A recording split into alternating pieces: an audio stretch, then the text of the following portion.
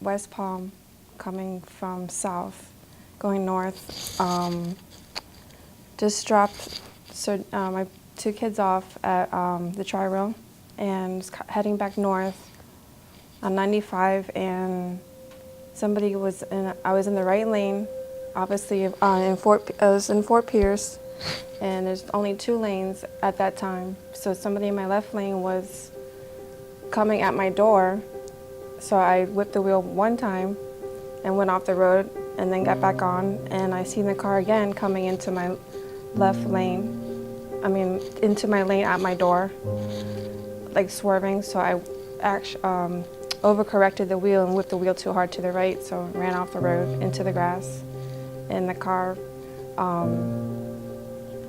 it went to the left, like to flip over to the left, and then went to the right and flipped like 3 times. My rearview mirror, I saw this blue car that was going super fast, and I was just thinking in my head, I'm like, great.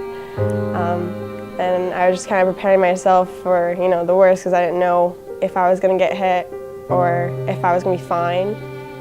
And I get slammed in the back from the girl who was behind me. And I hit my head on the steering wheel, and I was just thinking, I was like, oh my gosh. And I was thinking, okay, I'm safe, but what about the other people? Everybody in the accident died. My sister, my uncle, and the person driving the other vehicle. It was about 6 in the morning, she told me, so it was most likely a victim of drunk driving and a distraction, always a distraction. And it shows you that anybody can be affected, children, adults, anybody. There's no exceptions to distractions and drunk driving. I gotta go see if she's okay, like, oh my God. So traffic stopped because they saw the accident, so I took that opportunity and I just drove forward as fast as I could, and I pulled up in front of her. And as I was passing her, I saw her holding her neck, and she was crying, and she just had this wincing look on her face. I could have lost my mom that day. Like, everything you've done for me, like, oh my God, I'm about to cry.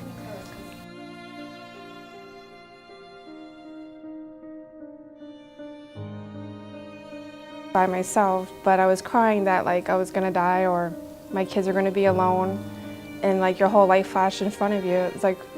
It's weird. It's like a movie. And then when the car stopped upside down, first thing I did was touch my legs and make sure they weren't pinned. It affected me knowing that I'd never meet my sister.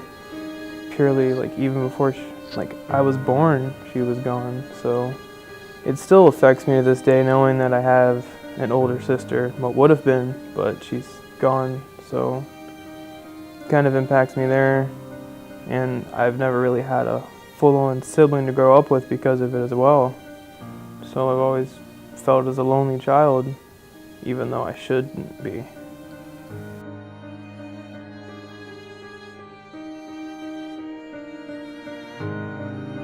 Intending to hurt her mom, but her mom had to go to the hospital. And it's just, you should always pay attention while you're driving, because if you don't, you could potentially kill someone. And it's not like a joking manner. It's serious. And the lady behind me, she was on her way to go pick up her son. Her kid's car seat was in the back. And if that baby was in that car, I don't know. I don't want to think about it because it's just... Nothing is more important than a life, yours or any other person's.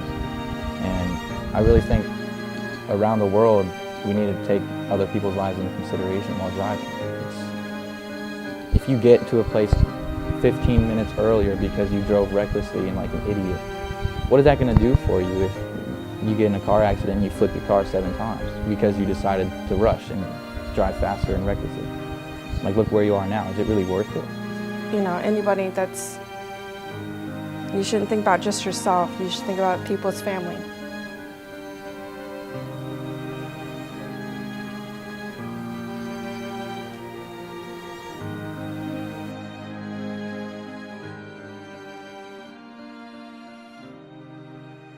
Someone's mom, it could be your mom, it could be anyone in your family. So please be responsible and don't drink and drive.